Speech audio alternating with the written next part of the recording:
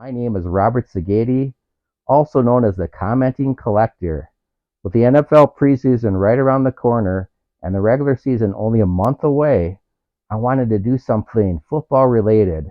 Since this channel encompasses both sports and pop culture, what a better way to blend the two by highlighting retired NFL players that successfully crossed over to become television actors.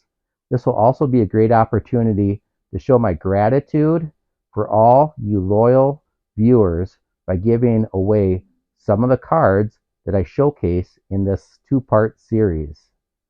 First, please indulge me as I welcome a few new subscribers that have public profiles.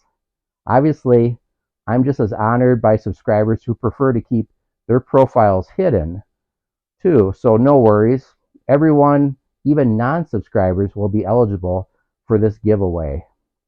First is Disguise Cards, a great channel that features TTM reveals that's through the mail. One of his videos featured a return submission from a Mr. Simpson that played for the Bills. What the? No, it actually was Bill Simpson, not Juice. Check out Disguise Card channel, and subscribe. It's a great channel. You'll be glad you did.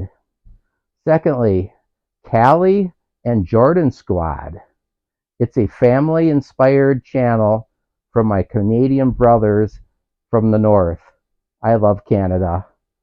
Their content is impossible to describe in a few words.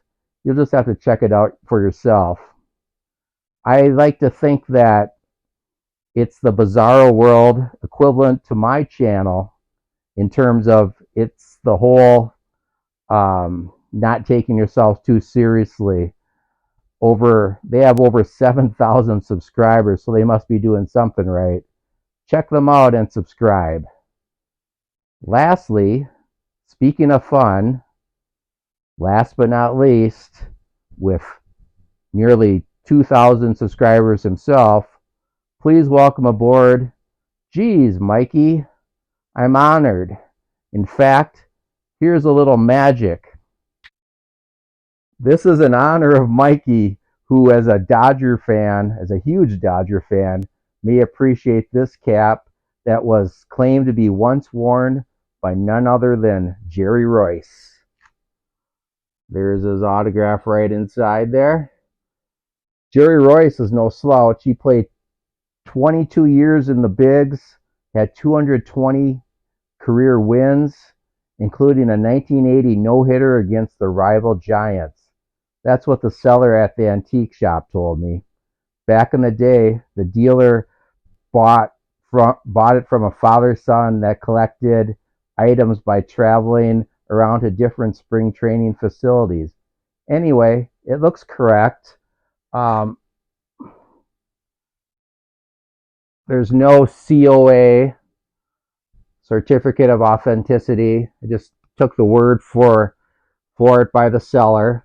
But I only paid $20 for it, or less than 20, so there really wasn't a risk, and it's a cool hat. But if you have any opinions on the authenticity, please leave comments. Please leave a comment. That would be awesome. So anyway, check out Geez Mikey. It's great fun. It's a channel that shows how one can accumulate great vintage cards at great prices and more. Give them a sub. Okay, without any further ado, let's talk about NFL players that successfully crossed over to the world of television, and contest details coming up. Now I'm going to showcase 5 former NFL players that crossed over to become Hollywood actors. As I do, I will mention the cards that I will be giving away. To be eligible to get all the cards, all you need to do is hit the like button and make a comment on this video and the next video, as I will spotlight the final 5 players. Contest will end midnight, August 19th, and I will draw and announce the one lucky winner on the following video. Good luck to all, and thanks again for your support. My crack research team borrowed the following information from Wikipedia and Me Television. As usual, they went that extra mile. Dick Butkus, here we go, was drafted by the Bears as a third overall pick in the 1965 NFL Draft.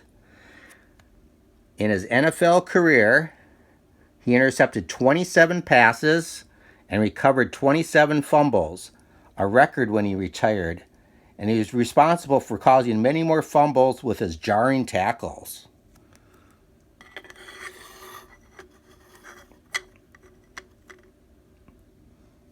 His tackling ability earned him both admiration and trepidation from opposing players. According to Hall of Fame defensive end Deacon Jones, Butkus was a well-conditioned animal, and every time he hit you, he tried to put you in the cemetery, not the hospital. In 2009, the NFL Network named Butkus the most feared tackler of all time. Butkus is credited with having defined the middle linebacker position and is still viewed as the gold standard in which other middle linebackers are measured. He was inducted into the Pro Football Hall of Fame. His 1979 and his 1951 jersey is retired by the Bears. Following his playing career, Butkus began careers in sports commentary, celebrity endorsement, and acting.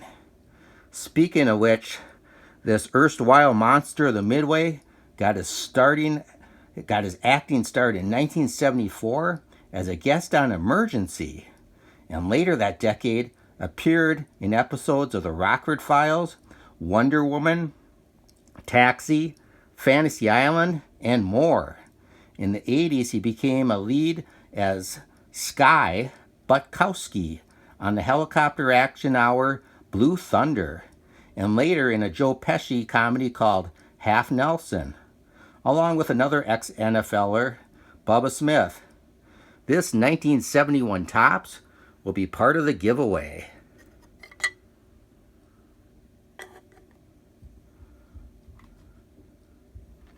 Bubba Smith was an American football defensive end and actor. He first came into prominence at Michigan State University, where he has twice earned All-American honors on the Spartans football team. Smith had a major role in a 10-10 tie with Notre Dame in 1966 that was billed as the game of the century. He is one of 6 players to have his jersey number retired by the program. He was inducted into the College Football Hall of Fame in 1988. Smith is best known for his reoccurring role in the Police Academy movies, but he had many television gigs as well.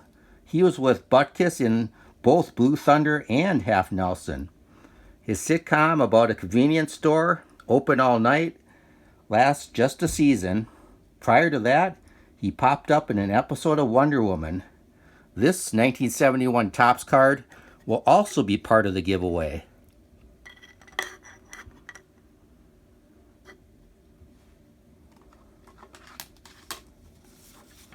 Merlin Olsen. For his entire 15-year professional football career, he was a defensive tackle with the Los Angeles Rams in the National Football League. He was selected to play in the Pro Bowl a whopping 14 times, every year but his last. He was inducted into the Pro Football Hall of Fame in 1982, in his first year of eligibility. In 1999, Olsen was ranked 25th on the Sporting News list of 100 greatest football players. The former fearsome defensive tackle became a gentle, soft-spoken, kind soul on frontier shows. On the latter seasons of Little House, he portrayed farmer Jonathan Garvey. In one memorable moment, his on-screen son proclaims, quote, "My pa doesn't know anything about football," end quote. "I'm going to put on the brakes I mentioned last week during the Lost in Space episodes that Dr. Smith was one of the greatest villains in television history. Well, speaking of another greatest of all-time villains in the show, Little House on the Prairie, based on the characters from Walnut Grove, Minnesota, my home state, which, by the way, was my grandma's favorite show of all time, as well as one of mine. Allison Angrim, who recently appeared on a Tell 'em Steve Dave podcast / YouTube video channel, hosted by Brian Johnson and Walt Flanagan of Clerks and Comic Book Men fame, and Brian Quinn of Impractical Jokers fame, to promote the book Confessions of a Prairie Bitch, which she reminisced about playing evil Nellie Olson, no relation to Merlin, who in all appearances looked to be the innocent, prissy little girl who in reality is a psychotic, demonic little terror. My daughters actually bought me the book for Father's Day, which I look forward to reading soon. There it is.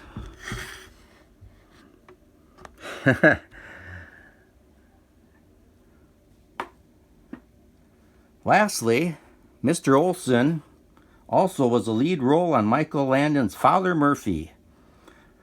Sheltering orphans and pretending to be a priest, kind of a Little House spin-off. And this nice card will also be part of the giveaway.